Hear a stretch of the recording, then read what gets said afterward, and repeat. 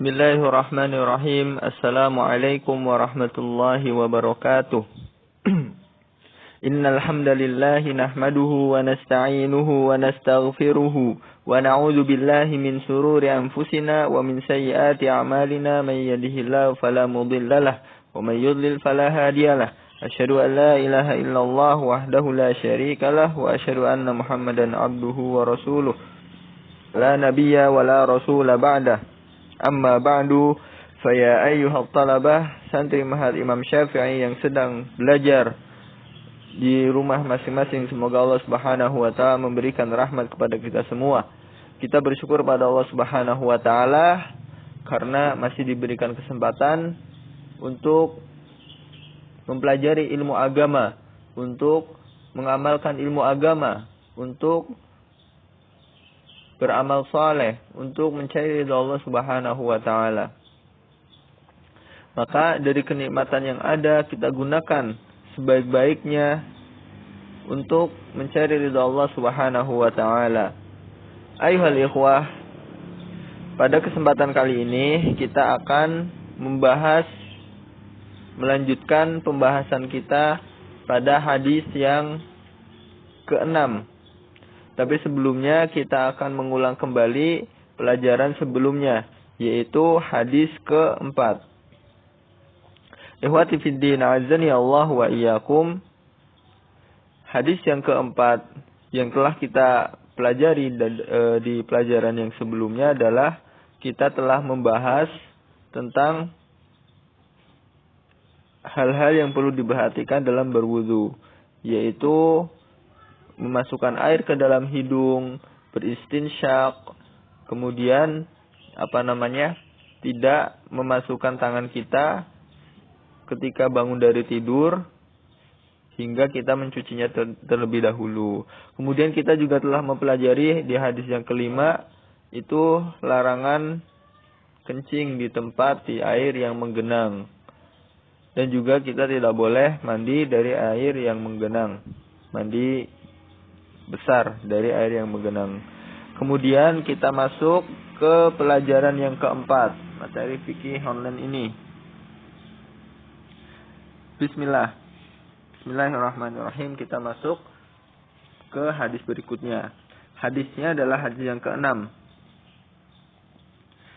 Hadis yang ke-6, an Abi Hurairah radhiyallahu anhu anna Rasulullah sallallahu alaihi wasallam qala idza syaribal kalbu fi ina'i ahadikum faghsiluhu sab'an wa limuslim ulahunna bit-turab wa lahu fi hadits Abdullah bin Mughaffal anna Rasulullah sallallahu alaihi wasallam qala idza walawal kalbu fil ina'i faghsiluhu sab'an wa afiruhu saminata bit-turab.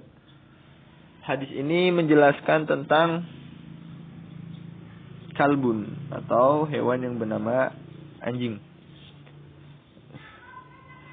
Kita akan mengulang bacaan dari hadis ini, yaitu silakan bisa diulangi. An Abi Hurairah radhiyallahu anhu anna Rasulullah sallallahu alaihi wasallam qala idza syaribal kalbu fi ina'i ahadikum falyaghsilhu sab'an wali muslimin ulahunna bit-turabi walahu fi hadits Abdullah bin Mughaffal anna Rasulullah sallallahu alaihi wasallam qala idza walagal kalbu fil ina'i faghsiluhu sab'an wa afiruhu saminata bit-turabi. Ikhwati fiddin azani Allah wa iyyakum. Kita masuk pada penjelasan dan terjemahannya. Dari Abu Hurairah radhiyallahu anhu, Rasulullah sallallahu alaihi wasallam bersabda, apabila seekor anjing minum pada bejana salah seorang dari kalian, maka hendaklah dia mencucinya 7 kali. Hadis riwayat Bukhari dan Muslim, dan riwayat Muslim yang pertama dengan tanah. Kemudian diriwayatkan oleh Imam Muslim dari Abdullah bin Mughaffal, Rasulullah SAW bersabda, apabila seekor anjing menjilat pada suatu bejana, maka kalian cucilah ia 7 kali dan gosoklah dengan tanah pada cucian yang ke-8. Nah, di sini di hadis ini dijelaskan bahwa hadis pertama diriwayatkan oleh Abu Hurairah dan ada juga dari Abdullah bin Mughaffal. Yang hadis Abu Hurairah itu dijelaskan bahwa kewajiban mencuci bejana yang terkena dengan liur anjing dicuci dengan 7 kali dan salah satunya dengan dengan tanah. Dalam hal ini kita perlu perhatikan bahwa ketika kita melakukan sebuah amalan, kita harus mencontoh Nabi Shallallahu Alaihi Wasallam. Kita harus mengambil petunjuk dari Nabi Shallallahu Alaihi Wasallam. Di dalam hal ini, ketika sebuah bejana itu tempat air atau tempat makan atau yang biasa digunakan untuk wadah, itu bejana. Bisa juga itu termasuk di dalamnya itu gelas, piring, baskom dan lain sebagainya. Nah, di dalam hadis ini anjuran untuk mengikuti contoh Nabi dalam hal membersihkan sesuatu, mensucikan sesuatu, yaitu bejana yang terkena dengan air liur anjing, maka kita cuci dengan 7 air dan salah satunya dengan tanah. Di dalam hadis ini dijelaskan bahwa keharusan itu akan mensucikan. Jadi yang dilakukan dengan mencuci 7 air dan 1 tanah itu akan mensucikan bejana itu. Tapi kalau seumpama tidak melakukannya, hanya mencuci kemudian memberi sabun, maka sifat najisnya masih tetap ada. Walaupun itu adalah sabun. Karena unsur zat yang ada pada tanah itu tidak ada pada sabun.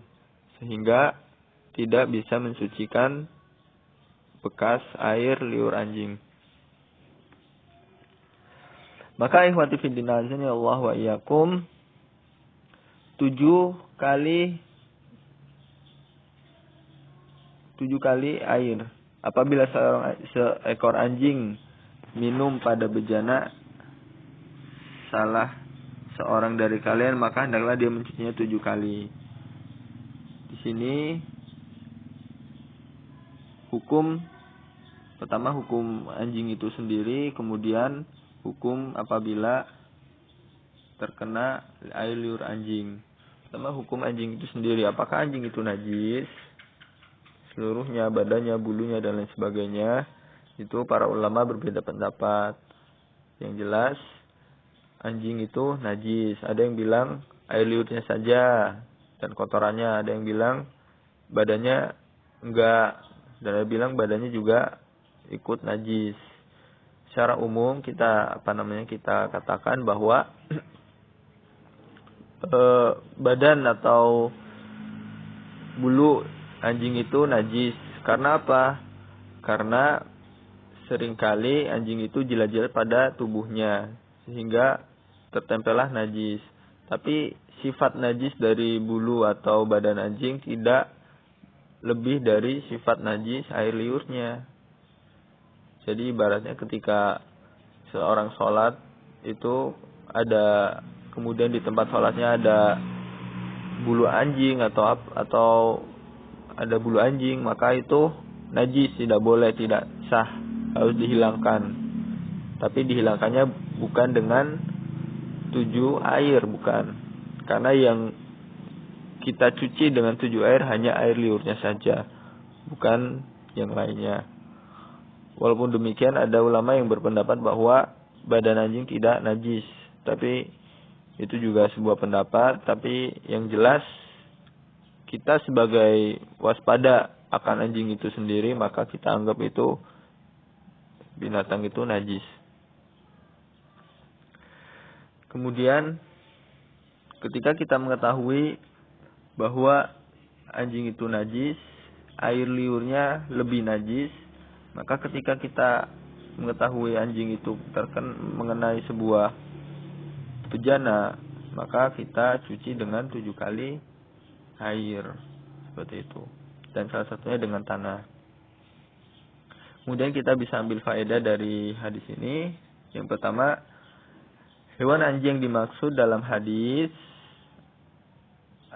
adalah dalam hadis di dalam mencakup semua jenis anjing dengan dalil keumuman hadis tersebut. Semua jenis anjing, anjing peliharaan, anjing hutan, anjing kecil, anjing yang menjaga gerbang, menjaga rumah, atau anjing yang di dalam rumah, semua jenis anjing itu najis. Kemudian yang kedua, wajib mencuci bejana air yang telah dijilati sebanyak 7 kali. Harus dicuci 7 kali. Kemudian yang ketiga, wajibnya menggunakan tanah dalam mencuci bejana yang dijilati anjing karena adanya perintah tersebut di dalam hadis. Nah, jadi ketika mencucinya itu, maka salah satunya dengan tanah.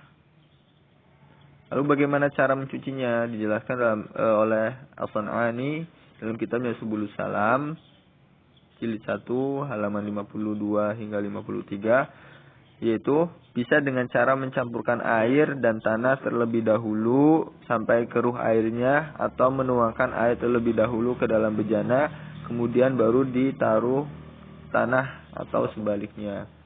Maksudnya bagaimana? Yaitu ketika kita mencuci sebuah bejana yang telah dijilati dengan anjing itu, kita cuci, kemudian tanahnya itu kita campurkan air. Kemudian tanah yang seperti lumpur itu kita gosokkan dengan air itu. Kita di bejana itu yang tercampur dengan air itu kita gosokkan. Itu cara yang pertama. Atau cara yang kedua itu airnya dimasukkan ke dalam bejana, kemudian dicampur dengan tanah, kemudian dicuci. Atau cara yang kedua, tanahnya dulu yang dimasukkan ke dalam bejana, kemudian dimasukkan air, kemudian dicuci. Cara mencucinya demikian. Jadi air dan tanah itu dicampur, bukan tanah kering digosok-gosokkan, bukan, karena dia kering, tapi dibasahi dengan air, kemudian dicuci dengan tanah dan air. Itulah cara mencuci bejana yang terkena air liur anjing. Ya, di sini jelas ya bahwa air liur anjing itu najis. Seperti itu. Ayuhal ikhwa azan ya Allah wa iyyakum. Dalil yang ada ini, maka dijelaskan bahwa harus najis itu ada yang najis yang paling besar, yaitu najis air liur anjing. Di sini cara mencucinya bukan hanya dengan air, tapi juga dengan tanah. Inilah hadis yang ke-6 yang kita bisa ambil faedahnya. Idza syaribal kalbu fi ina'i ahadikum faghsilhu sab'an ulahunna biturab. Ayuhal ikhwa azan ya Allah wa iyyakum. Kemudian kita masuk ke hadis yang berikutnya, yaitu hadis yang ke-7. An Humrana maula Utsman bin Affan radhiyallahu anhuma annahu ra'a Utsmana da'a bi wudu'in fa afragha ala yadayhi min ina'ihi fa ghasalahuma 3 marratin thumma adkhala yaminahu fil wudu'i thumma tamadmada wastanshaqa wastansara thumma ghasala wajhahu 3 wa yadayhi ila mirfaqaini 3 thumma masha bi ra'sihi thumma ghasala kilta rijlaihi 3 ثم قال رأيت النبي صلى الله عليه وسلم يتوضأ نحو وضوء هذا وقال من توضأ نحو وضوء هذا ثم صلى ركعتين لا يحدث فيهما نفسه غفر له ما تقدم من ذنبه. Insyaallah hadis ini panjang tentang berwudu, tata cara Rasulullah berwudu yang dijelaskan oleh Utsman bin Affan. Bagaimana artinya? Sekali lagi saya bacakan. An Umrana maula Utsman bin Affan radhiyallahu anhuma annahu ra'a Utsman da'a bi wudu'in fafragha ala yadayhi min ina'ihi faghasalahuma thalatha marratin thumma adkhala yaminahu fil wudu'i thumma tamadmada wastanshaqa wastansara thumma ghasala wajhahu thalathan wa yadayhi ila mirfaqaini thalathan thumma masha bi ra'sihi thumma ghasala kilta rijlaihi thalathan thumma qala ra'aytu an-nabiyya sallallahu alaihi wasallam yatawaddau nahwa wudu'i hadha ثم صلى ركعتين لا يتوضأ نحو وضوء هذا ثم صلى ركعتين لا يحدث فيهما نفسه ثم غفر له ما تقدم من ذنبه.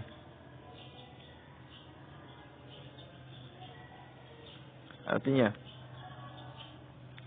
dari Humran, mantan budak, Maula itu mantan budak Utsman bin Affan, bahwa ia melihat Utsman bin Affan meminta untuk diambilkan air wudu, lalu menuang bejana itu pada kedua tangannya, lalu ia basuh kedua tangannya tersebut hingga 3 kali, kemudian ia memasukkan tangan kanannya ke dalam air wudunya, kemudian berkumur, memasukkan air ke dalam hidung dan mengeluarkannya, kemudian membasuh muka 3 kali, membasuh kedua tangan hingga siku 3 kali, mengusap kepala, lalu membasuh setiap kaki 3 kali. Setelah itu ia berkata, aku telah melihat Nabi SAW berwudu seperti wuduku ini. Beliau lalu bersabda, barang siapa yang berwudu seperti wuduku ini, kemudian dia sholat 2 rakaat dan khusyuk padanya, maka Allah mengampuni dosanya yang telah lalu. Di hadis ini dijelaskan tata cara berwudu Nabi Shallallahu Alaihi Wasallam, yaitu yang dipraktekkan oleh Utsman bin Affan. Bagaimana? Yaitu beliau beliau itu mencuci tangannya dahulu sebelum masuk ke dalam tempat wudu. Jadi kalau ada tempat wudu seperti baskom, itu sebelum memasukkan tangannya, Utsman bin Affan itu melihat Rasulullah mempraktekannya, itu menuangkan air dulu, disiram dulu hingga airnya tumpah, dicuci, dipancurkan, kemudian tercucilah tangannya, dicuci. Kemudian setelah itu baru memasukkan tangan ke dalam wadah air tersebut. Jadi di sini ada anjuran untuk mencuci kedua tangan sebelum mulai berwudu. Sebelum mulai berwudu itu ada anjuran untuk mencuci kedua tangan, kedua telapak tangan. Kemudian ketika sudah mencuci kedua tangannya, baru dia memasukkan tangan kanannya ke dalam air wudunya, kemudian berkumur. Nah, Rasulullah yang dipraktekkan oleh Utsman bin Affan itu hanya tangan kanan. Tangan kanan cukup untuk berkumur-kumur dan memasukkan air ke dalam hidung, kemudian mengeluarkannya 3 kali. Di sini dijelaskan bahwa yang disunahkan dalam hadis ini itu mengambil air dengan 1 tangan, yaitu tangan kanan. Tapi untuk kita sebagai latihan atau belum terbiasa, maka boleh dengan kedua tangan. Tapi tetap kita mengetahui anjurannya adalah 1 tangan. Di sini dijelaskan bahwa Rasulullah itu menghemat dalam penggunaan air, hingga 1 tangan saja untuk kumur-kumur dan istinsyak. Itu masukkan hidung kemudian mengeluarkannya. Kemudian membasuh mukanya 3 kali. Seperti biasa berwudu, membasuh muka, kemudian membasuh kedua lengannya hingga siku 3 kali, mengusap kepalanya.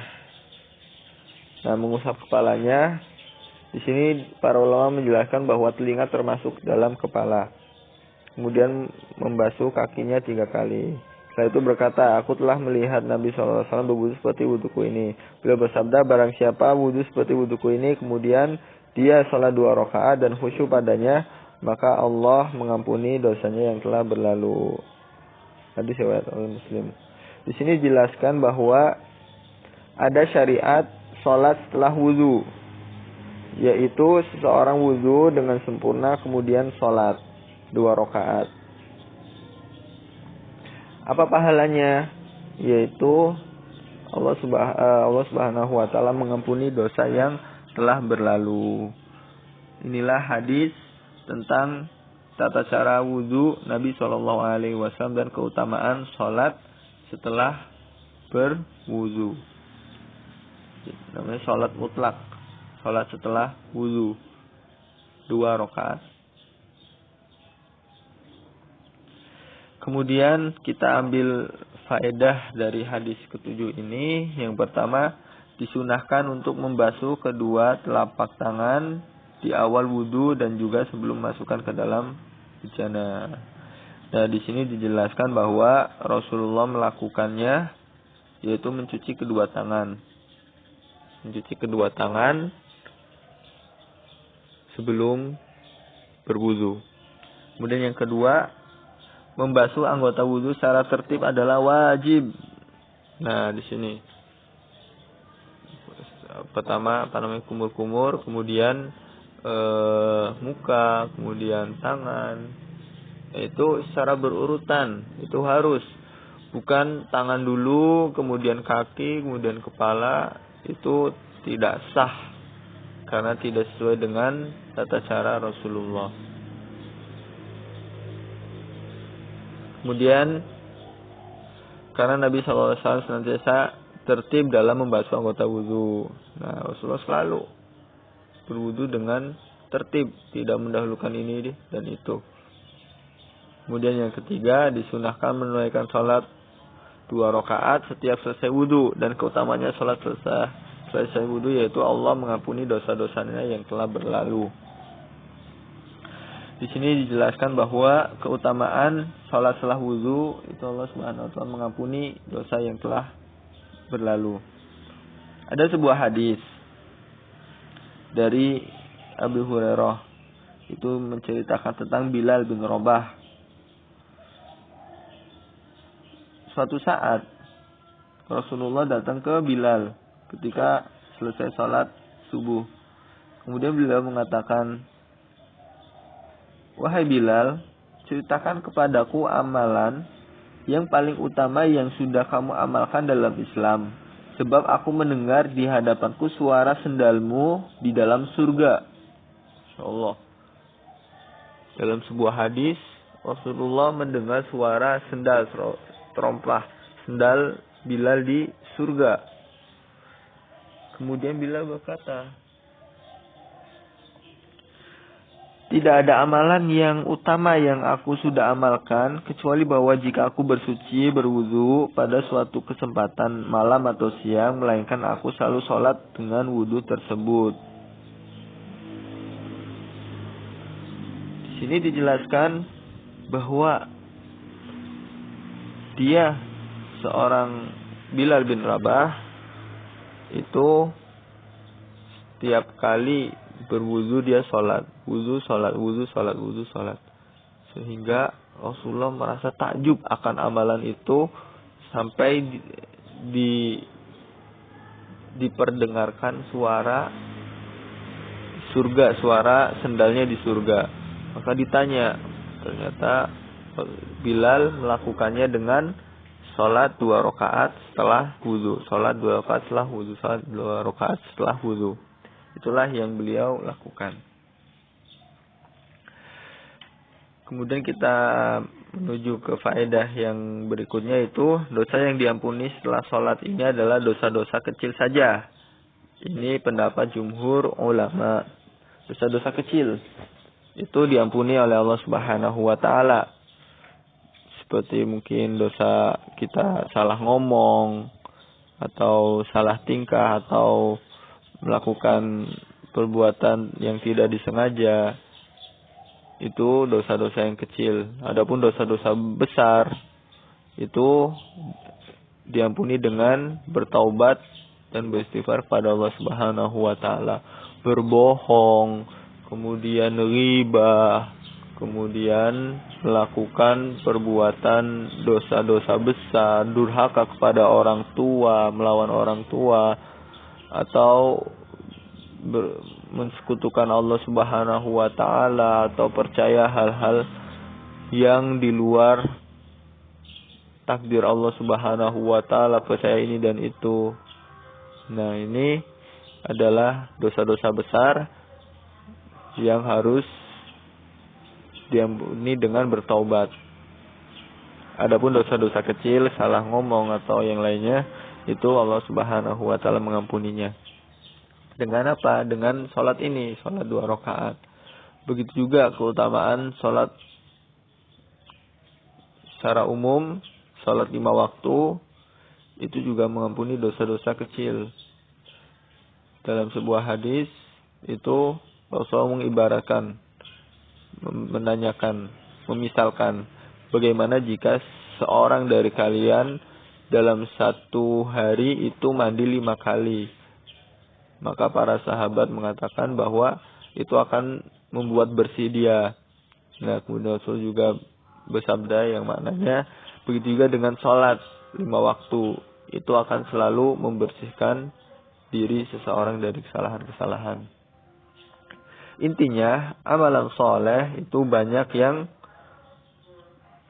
keutamaannya banyak yang menghapus dosa-dosa kecil. Jumat hingga Jumat berikutnya, Ramadan hingga Ramadan berikutnya, itu menghapus dosa-dosa kecil selama ditinggalkan dosa-dosa besar. Maka ayuhal ikhwah, kita harus introspeksi lagi untuk memperbanyak amal soleh, karena beberapa amal soleh bisa menghapus dosa-dosa kecil. Adapun dosa-dosa besar yang pernah kita lakukan, kita ingat-ingat, kita menyesal, kita beristighfar pada Allah, kita bertobat pada Allah, kita zikir pagi petang, beristighfar 100 kali, berdoa, dan lain sebagainya. Inilah pelajaran pada hari ini.